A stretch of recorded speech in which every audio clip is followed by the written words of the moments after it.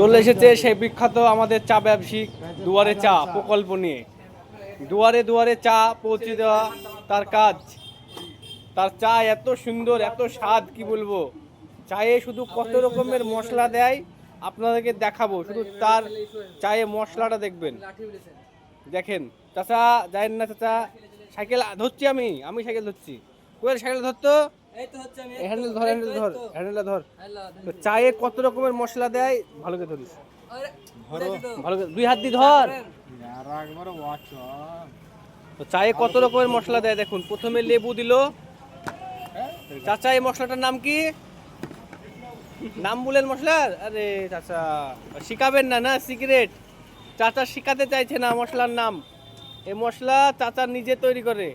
তো চাচার চা খুব ভালো হয়, খুব সুন্দর চা। বাড়ি মোরগ্রাম, এখান থেকে মানে অনেক দূর, রাঢ় বাংলার দিকে। খুব সুন্দর চা করে। ঠিক আছে।